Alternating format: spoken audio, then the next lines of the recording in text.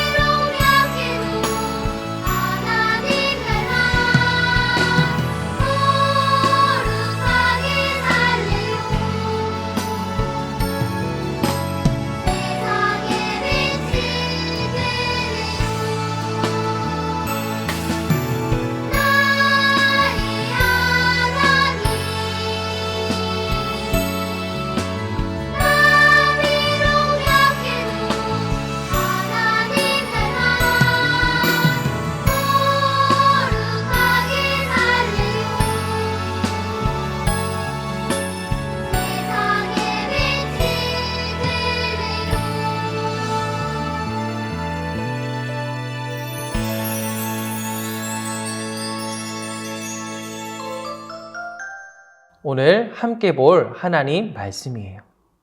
그런즉 너희는 하나님께 복종할지어다. 마귀를 대적하라. 그리하면 너희를 피하리라.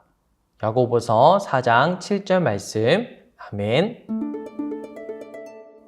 우리 알러키즈 친구들은 세례 요한에 대해 들어본 적 있나요? 나이 많은 제사장 사가랴와 엘리사벳은 하나님께 기도하고 하나님의 은혜로 아들을 낳게 되었어요.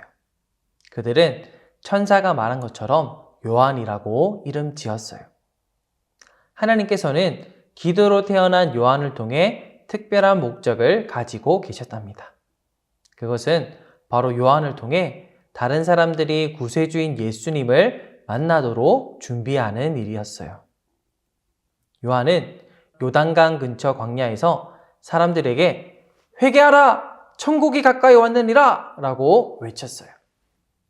하나님이 죄를 심판하시고 회개한다면 하나님이 심판으로부터 용서하시고 하나님의 나라를 맞이하게 된다는 걸 전했던 거예요. 많은 사람들이 요한이 무엇이라 이야기하는지 들으러 왔고 요한을 통해 하나님의 말씀을 듣고 믿은 사람들은 회개하게 되었어요. 이제 죄에서 돌아서서 하나님 뜻대로 살기로 결심한 사람들은 그 마음을 하나님 앞에서와 사람 앞에서 보여주기 위해 요단 강가에 가서 요한에게 세례를 받았어요. 그래서 사람들은 요한을 세례 요한이라 부르게 되었답니다. 많은 사람이 요한을 보고 하나님이 약속하신 구세주다 라고 말하자 요한은 아닙니다. 내 뒤에 오시는 이는 나보다 능력이 많으신 분이고 저는 그분의 신발을 들기에도 감당할 수 없습니다 라고 말하며 자신이 구세주가 아니라고 이야기해 주었어요. 그렇다면 요한의 뒤에 오시는 분은 누구일까요? 맞아요. 바로 예수님이세요. 요한이 설교하고 세례를 베풀던 어느 날 자신을 향해 걸어오는 예수님을 보게 되었어요. 요한이 외쳤어요. 보라! 세상 죄를 지고 가는 하나님의 어린 양이로다. 요한은 예수님을 보자마자 하나님의 아들이시며 우리 죄를 대신해서 십자가에서 피를 흘리신 구원자 예수 그리스도라는 사실을 알게 되었답니다. 예수님은 요한에게 세례를 받고자 하셨어요. 세례 요한은 깜짝 놀랐어요. 아니, 제가 예수님께 세례를 받아야 할 것인데 왜 예수님께서 저에게 세례를 받으려 하십니까? 맞아요. 예수님은 죄가 없는 분으로 회개할 필요가 없으신 하나님의 아들이세요. 하지만 예수님께서는 하나님 뜻을 이루기 위해 세례 요한에게 마태복음 3장 15절에 이렇게 말씀하셨어요. 이제 허락하라. 우리가 이와 같이 하여 모든 의를 이루는 것이 합당하니라. 세례 요한은 이 예수님의 말씀에 순종하여 세례를 베풀게 되었어요. 그런데 예수님이 물에서 올라오실 때 놀라운 일이 일어났어요. 하나님의 성령이 비둘기같이 내려 예수님 위에 머무는 것이었어요. 그리고 하늘로부터 이는 내 사랑하는 아들이요 내 기뻐하는 자라 하는 음성이 들려왔어요. 누구의 음성일까요? 맞아요. 성부 하나님께서 하늘에서부터 말씀하셨고 성령 하나님은 비둘기 형상으로 성자 예수님에게 임하셨던 거예요. 이렇게 요한과 사람들에게 삼위일체 하나님께서 나타나셔서 예수님이 하나님의 뜻을 이루기 위해 이 땅에 오심을 보여주셨어요. 세례를 받으신 예수님은 성령의 이끌림을 받아 광야로 가셔서 40일을 머물게 되셨어요. 그리고 40일 동안 아무것도 먹지 않으시고 금식하며 기도하셨답니다. 그때 하나님의 대적인 마귀가 예수님께 나와 예수님을 3번 유혹했어요. 배가 고프신 예수님께 마귀는 첫 번째로 이렇게 유혹했어요. 내가 만일 하나님의 아들이라면 이 돌들에게 명령하여 떡이 되게 해봐라 라고 유혹했어요. 예수님이 돌을 떡으로 바꿀 능력이 없으셨을까요? 예수님은 하나님이시고 모든 것을 할 수 있으셨지만 이렇게 말씀하셨어요. 기록된 바 사람이 떡으로만 살 것이 아니요 여호와의 입에서 나오는 모든 말씀으로 살 것이니라. 신명기 8장 3절에 기록된 이 말씀을 인용하신 것은 하나님의 말씀에 순종하는 것이 음식을 먹는 것보다 더 중요하다는 뜻이었어요. 마귀는 예수님을 예루살렘에서 가장 높은 성전 꼭대기로 데려가서 2번째로 유혹했어요. 내가 만일 하나님의 아들이거든 뛰어내려봐라. 하나님이 천사들을 통해 너를 지키시지 않겠냐? 한번 뛰어내려봐. 예수님께서는 마귀에게 주 너의 하나님을 시험하지 말라 하였느니라 말씀하시며 유혹을 물리치셨어요. 마귀는 이번에는 세상의 도시들을 볼 수 있는 높은 산으로 예수님을 데리고 가서 3번째로 유혹했어요. 만일 내게 엎드려 경배하면 눈에 보이는 이 모든 것을 내게 줄 거야. 나한테 절해봐. 예수님은 마귀에게 사탄아 물러가라. 기록되었으되 주 너의 하나님께 경배하고 다만 그를 섬기라고 말씀하셨어요. 이렇게 예수님은 마귀의 3번의 유혹을 다 이겨내셨답니다. 이렇게 우리도 예수님처럼 하나님의 뜻대로 살아야 해요. 예수님은 배가 고프셔도 하나님이 주신 능력으로 돌을 빵으로 만들어 자신의 배를 채우지 않으셨어요.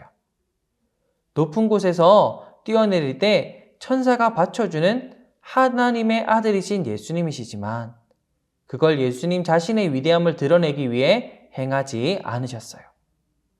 저한 분만 하면 세상 모든 것이 다 너에게 주어진다라는 마귀의 말을 들었을 때 이미 이 세상은 하나님의 것임을 아시기에 하나님 나라의 왕이신 하나님만 경배하고 하나님만 섬겨야 함을 말씀하셨어요.